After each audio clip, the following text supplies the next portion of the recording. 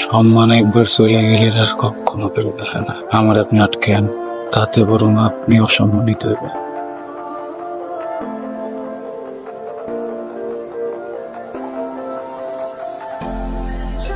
বা আমার কি দোষ? আমার তো পড়ালেখা করতে ভালো লাগে না। পরপর 3 বার তুই ইন্টারমিডিয়েট ফেল করছিস, পাসটা করার মতো আমি ছাড়তেছি। এবার আমি এমন এক পোলার সন্ধান পাইছি যে শুধু পেটে ভাতে তরে পড়ে, সেইখানে থাকবো খাইবো, কোনো ঠিকানা নাই, কোনো কিছু জানো। আমি ওর খবর পাঠাই দিচ্ছি, কালকে সকালে এসে চলে যাবে। যে ঠিকানা বলছিলেন ওই ঠিকানা ধরে চলে আসছে। আরে তাড়াতাড়ি আসো, মেহমান আসছে। কে আসছে? আরে ঋতুর নতুন মাস্টার। কি নাম বাবা তোমার? আসসালামু আলাইকুম চাচা।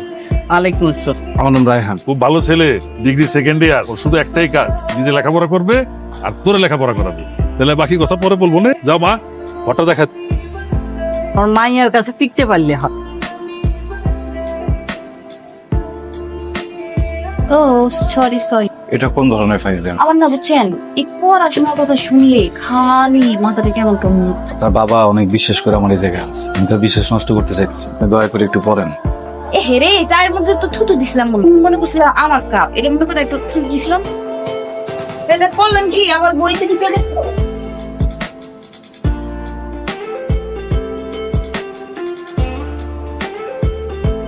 স্যার কি কিছু খুঁজতেছেন? আহারে সাইকেলের হাওয়া গেছে। আপনার তো কলেজ অনেক দূরে স্যার, কেমনে যাবেন? এইসব নিয়ে চিন্তা করতেছি না, বাজারে গেলে সব ঠিক করানো যায়। বইগুলা কই? আমার বইগুলো ফেরত দেন। আমার বইগুলো আমার দিয়া দেন। আপনার কষ্ট দেখা আমার মন ফেসা ভাবে গেল। দেখেছি প্রথমবার তুই চোখের চশমা, আমার ভাল লাগছে ভাল লাগছে ভাল লাগছে। টিং টিং টিং চুপ কর স্যার। কোন আমার বইগুলা কই? আপনারা যদি না কোন আমি কিন্তু চাচার কাছে গেছি। ওই যে সামনে দৌড়ে ওই এই যে থাম, এটা পুষ্কুনি আছে।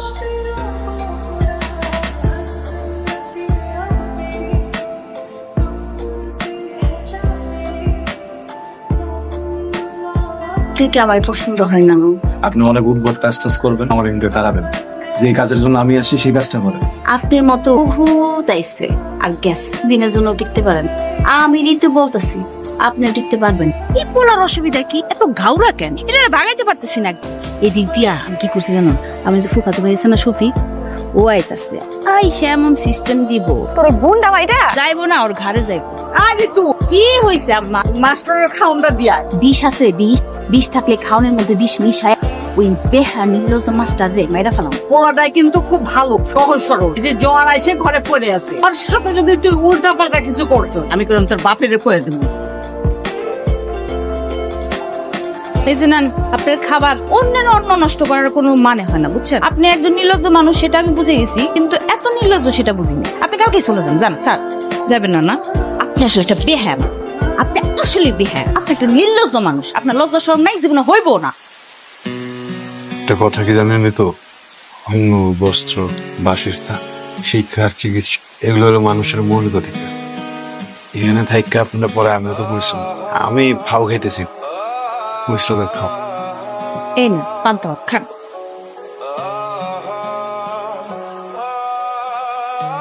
ওয়ালাইকুম।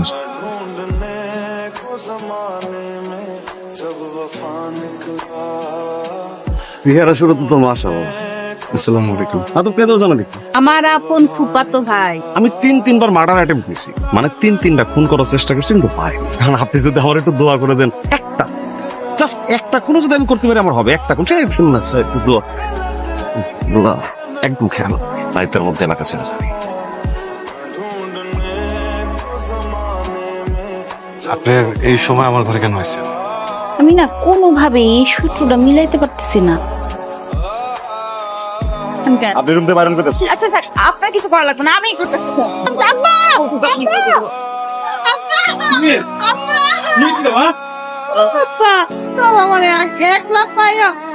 আরামের বাচ্চার এত বড় সাহস, লাগবে মানে করলো। তবে আনন্দ ধরে নিয়ে আয়, আজকে আমার বের করে যা। বাবা কালকে সকালে 40 টাকা লাগবে, সেই 40 গ্রামের মানুষের সামনে গলা জুতার মালা জুতা আমরা ব্যাক করি।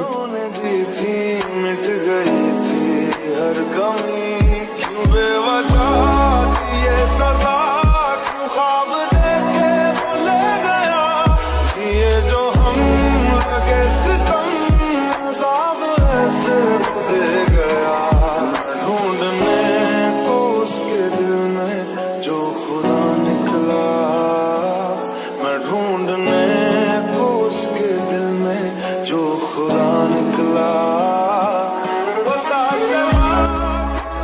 কি হয়েছে?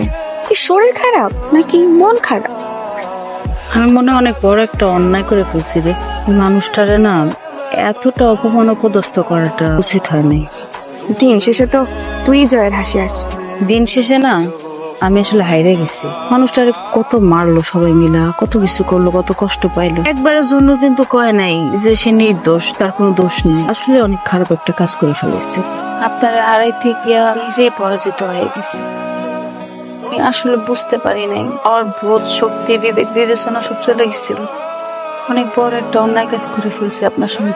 আপনার কাছে আসলে ক্ষমা চাওয়া ছাড়া আমার আসলে বলার কিছু নাই। আপনি কেন বললেন না যে এই সমস্ত কিছু মিথ্যা? আপনি তো জানেন না।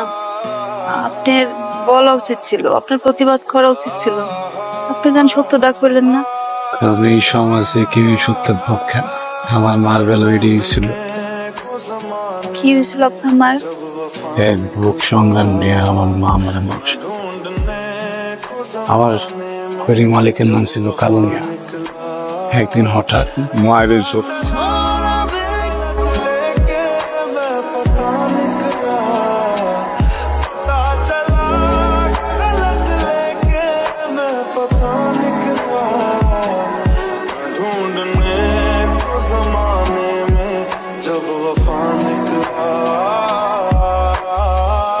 গ্রামের সবার সামনে কইলো আমার মায় নাকি ওরে কালো মেয়ের বিয়ে খুব ক্ষমতার কারণে রায় চলে যায় কালো মেয়ে।